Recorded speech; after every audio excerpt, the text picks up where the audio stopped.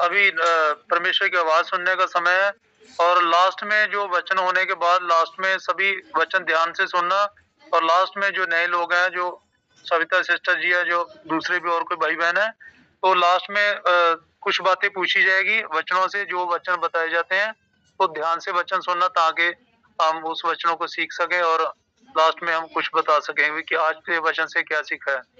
तो ब्रदर बसंता जी, बहुत बहुत स्वागत है आपका वचनों के लिए।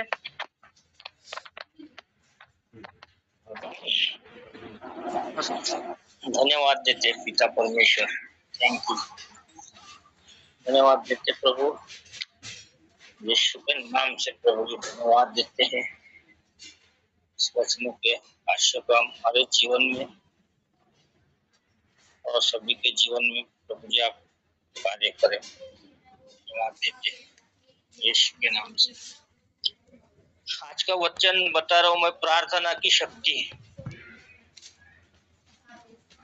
परमेश्वर मतलब अपन जो प्रार्थना करते हैं तो अपनी प्रार्थना सुनी जाती है।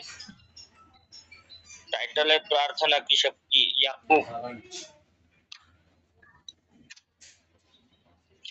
याकूब का है वो 5वां अध्याय 13वां वचन है ना।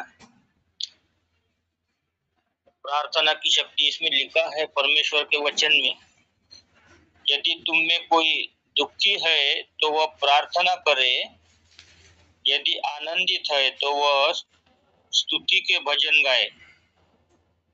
यदि तुम में से कोई रोगी है तो कलीसिया के प्राचीनों को बुलाए और वे प्रभु के नाम से उस पर तेल मल कर उसके लिए प्रार्थना करें। तो अपन जब परमेश्वर से प्रार्थना करते हैं तो अपनी प्रार्थना भी परमेश्वर सुनता है और प्रार्थना का उत्तर भी परमेश्वर देता है।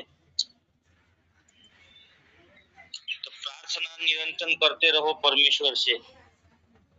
जब अपने पे आपत्ति आती है तभी अपन परमेश्वर का नाम लेते हैं, लेकिन जब अपना सुखी रहते हैं, जब अपना सब कुछ बराबर रहता है तो परमेश्वर को अपन भूल जाते हैं।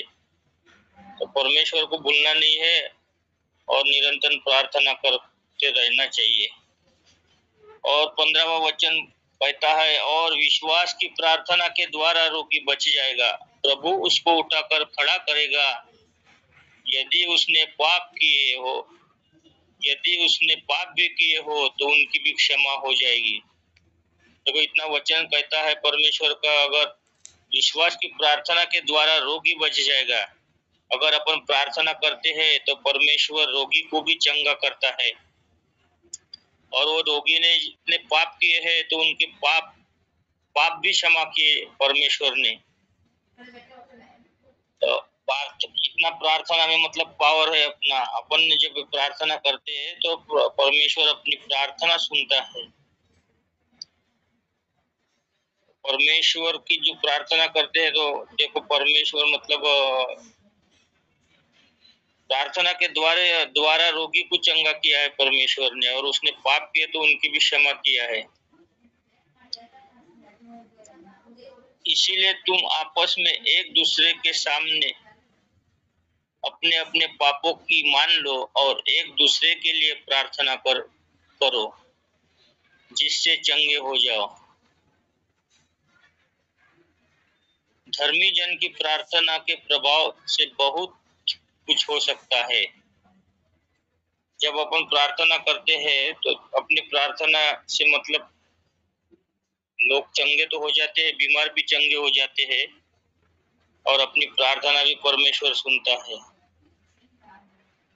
और प्रार्थना के द्वारा एक दूसरे के प्रार्थना जिससे करो जो हो चंगे हो जाओ।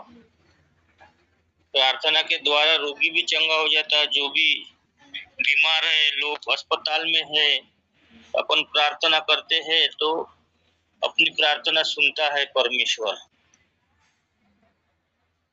अभी एक भाई ने अभी पिछले बार एक बहन ने ऐसा अपना मतलब पति को दवाखाने में अस्पताल में था, वो मरने पर था, वो बचेगा नहीं करके डॉक्टर ने बोला था।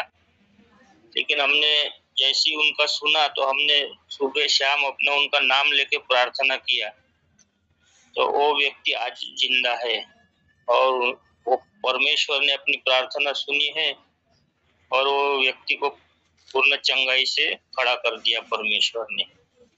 प्रार्थना में ये पावर है ना। तो इतना ही कहूंगा मैं। धन्यवाद देते परमेश्वर का इस वचनों के और इस प्रार्थना के द्वारा सब आशीषित हो जाए। धन्यवाद देते। Thank you.